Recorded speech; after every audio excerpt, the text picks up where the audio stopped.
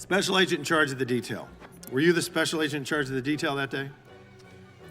Actually, let me address this. Could you please, staff, leave that? Oh, no, leave that one up with the circle around me. Thank you. So actually, Congressman, what you're not seeing is the sack of the detail out of the picture's view. And that is the day where we remember the more than 3,000 people that have died on 9/11. I actually responded to Ground Zero. I was there going through the ashes of the World Trade Center. I was there at Fresh Kills. I'm not asking you that. I'm asking you, Congressman. were you the special agent in charge? To show respect You were not. for a Secret Service that's a bunch of member horse hockey. that died on 9/11. Oh, that you're trying to be. Do not invoke 9/11 for political purposes. Oh, that I'm not. I'm invoking this. You are, sir. Gentlemen, And you are out of line. I would like to ask him a question. Please. You are out of line, Congressman. Don't try to bully me.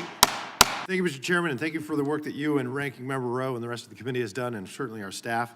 Mr. Rowe, would you agree that the protection that President Trump was provided on the 13th of July was wholly and tragically negligent? The site plan was abysmal to the point of derelict. And on the 13th of July in Butler, Pennsylvania, the United States Secret Service not only failed President Trump, but Corey Comparatori and the American people in historic fashion.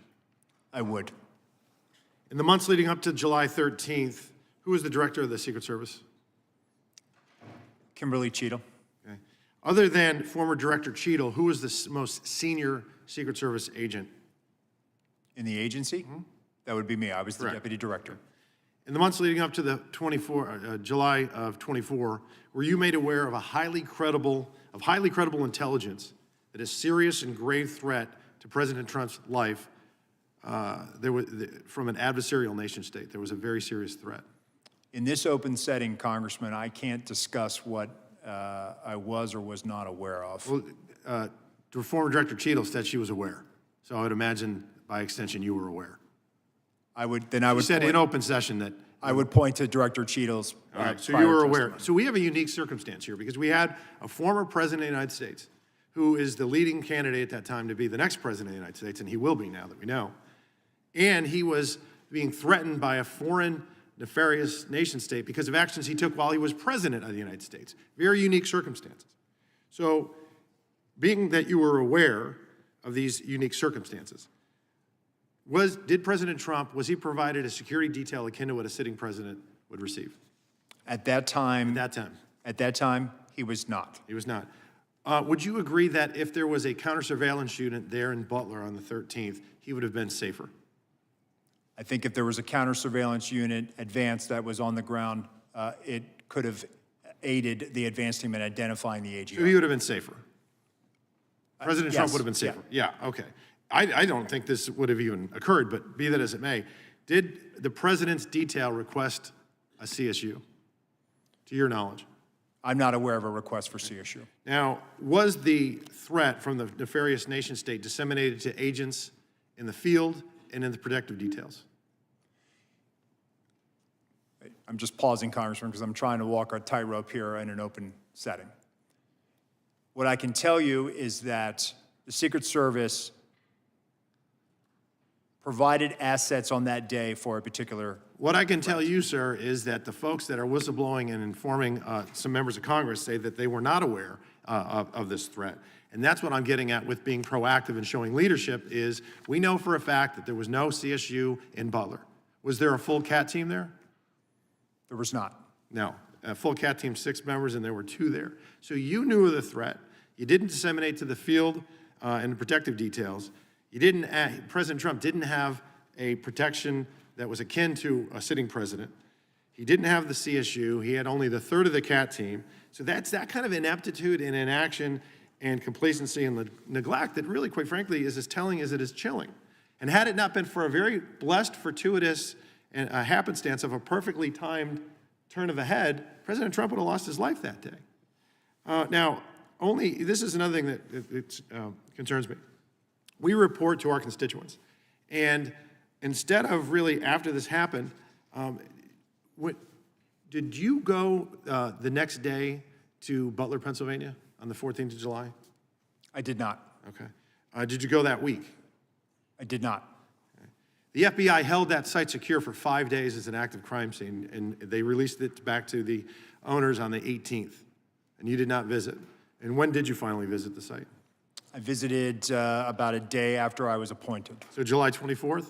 Cheadle came in July 22nd. She got skewered and roasted by the Democrats and Republicans on the Oversight Committee, of which I sit on. She resigned the next day, and then only that day did you go. I'll take your word for it, Congressman. Why'd you wait 9 days? 11 days? Why did I wait 9 days? Director of the FBI went to the site. Why didn't you go?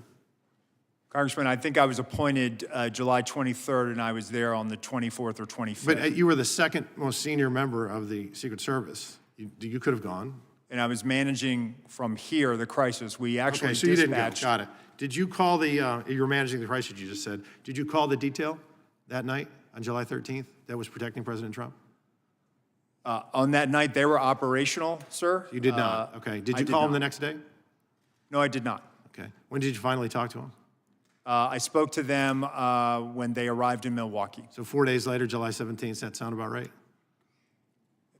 Yes, sir. Okay, so you waited 4 days, and when we were talking earlier, a couple months ago, this is an epic failure. We all agree on that. And instead of really focusing on the egregious errors and correcting the incompetence and improving the doctrine and changing the culture, there was a massive appropriations request. We know that you have 8,000 employees. We know that they have a $3.1 billion budget, and you asked for $2 billion additional dollars. What sticks in our craw is when we report to our constituents, we have to say, hey, this federal agency failed epically, and then they wanted to almost double their budget. How much would it have cost to put somebody on that water tower? How much would it have cost to have drones that were actually functioning that day? How much would it have cost to have an ether cable to where your anti-drone technology would have worked? How much would it have costed in a walkthrough with local law enforcement to secure the AGR site, or put cameras on that roof, or put agents on that roof, or have your snipers have iPads, or have one command post instead of two, or cordon off the damn AGR complex, 17 acres? That would have cost $2 billion, and in fact, with caution tape, signs, posts, and stakes, it would have run about $410 because we ran through it. Let's add another zero. Say it's $4 grand. It's not $2 billion. So I got another question for you. Do you recognize this photo?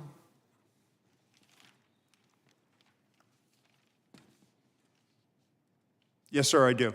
Okay. Was that the remembrance of September 11th? It was. Was it in New York? It was at Ground Zero. Okay. Who is usually at an event like this closest to the President of the United States, security-wise? The sack of the detail. Special agent in charge of the detail. Were you the special agent in charge of the detail that day? Actually, let me address this. Could you please, staff, leave that? Oh, no, leave that one up with the circle around me. Thank you. So actually, Congressman, what you're not seeing is the sack of the detail out of the picture's view. And that is the day where we remember the more than 3,000 people that have died on 9/11. I actually responded to Ground Zero. I was there going through the ashes of the World Trade Center. I was there at Fresh Kills. I'm not asking you that. I'm asking you, Congressman. were you the special agent in charge? To show respect for a Secret Service member that died on 9/11. Oh, that you're trying to be. Do not invoke 9/11 for political purposes. Oh, that not. I'm invoking this. You are, sir. Gentlemen, and you are out of line. I would like to ask him a question. Please. You are out of line, Congressman. Don't try to bully me. I am an elected member of Congress, and I'm asking you a serious question, and you are playing politics. I am a public servant who has served this nation, and you won't answer the question on our country's darkest day. Committee will come to order. Committee will come to order. I'm asking you serious questions for the American people, and they're very simple. They're not trick questions.